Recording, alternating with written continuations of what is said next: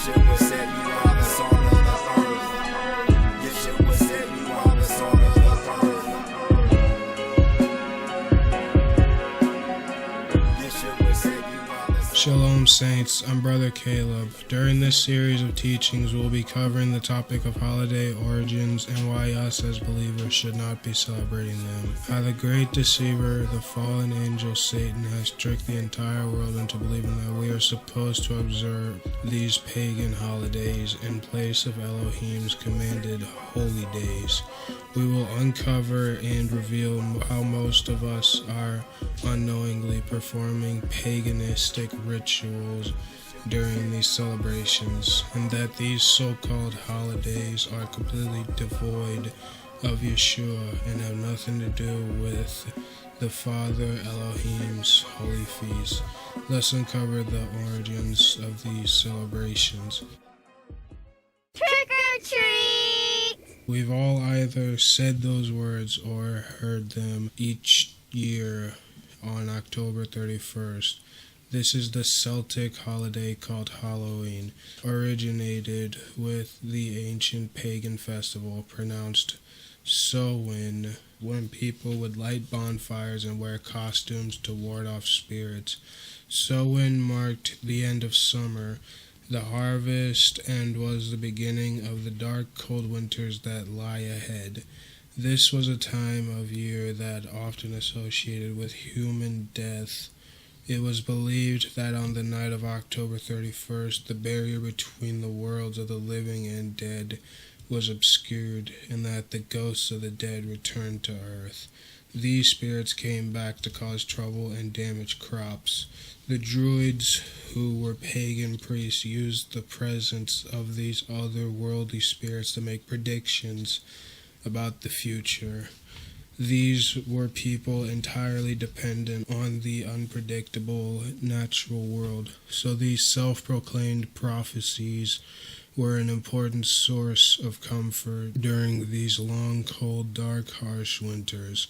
In celebrating the event, the Druids would build enormous sacred bonfires, and the people could gather and burn crops, animals, and possibly human sacrifices to their deities. During the celebration, they wore costumes which typically consisted of animal heads and skins. When the celebration was over, they would return home to relight their fireplaces, which they had extinguished earlier that evening. They would ignite the hearth using a flame from the sacred bonfire. This was done to help protect them during the coming winter. By the year AD 43, a Roman Empire conquered the majority of the Celtic territory. During the course of 400 years that the Roman conquerors ruled the Celtic lands, two festivals of Roman origin were combined with the celebration of Samhain. The first celebration was Feralia, a day observed in late October when Romans traditionally commemorated the passing of the dead. The second was a day to honor the goddess Pomona. She was known as the Roman goddess of fruit and trees. The apple is used to symbolize Pomona, and this was incorporated into Samhain. This probably explains why bobbing for apples is a Halloween tradition. As the holiday went through transitions throughout the years, it was originally known as All Hallows Eve, then later was changed to Halloween. Over time, the original pagan celebration of Samhain evolved into Halloween, a day full of activities like trick-or-treating, carving pumpkins, fall-themed gatherings, corn mazes, hay rides, people dressing up in costumes, and eating a lot of candy. By the time this pagan holiday made its way to America, the beliefs and customs of different European ethnic groups and the American Indians merged. It was then that a distinctly American version of Halloween began to emerge. Some of the earlier celebrations include play parties, which were public events held to celebrate the fall harvest.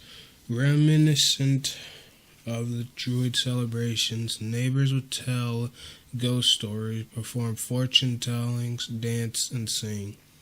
By the middle of the 19th century, annual autumn festivals were common, but Halloween was not yet celebrated everywhere in the United States.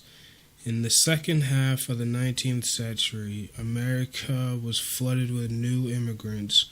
These new immigrants, especially the millions of Irish, helped to popularize the celebration of Halloween nationally. Borrowing from European traditions, Americans began to dress up in costumes and go house to house asking for food or money, a practice that eventually became today's trick-or-treat tradition. Young women believed that on Halloween they could use witchcraft divination to know the name or appearance of their future husband by doing tricks with yarn, apple parings, or mirrors. In the late 1800s, there was a move in America to mold Halloween into a holiday, more about community and neighborly get-togethers than about ghosts, pranks, and witchcraft.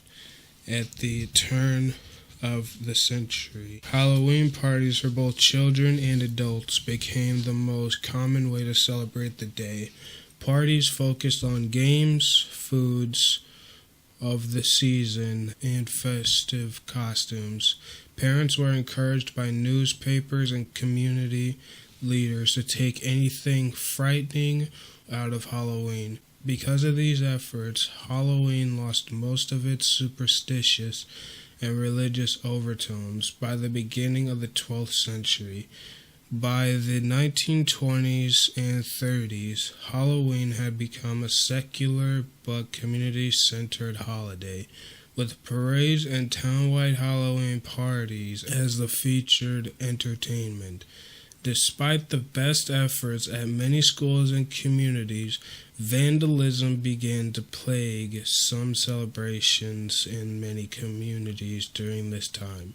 By the 1950s, town leaders had successfully limited vandalism, and Halloween had evolved into a holiday directed mainly at the young.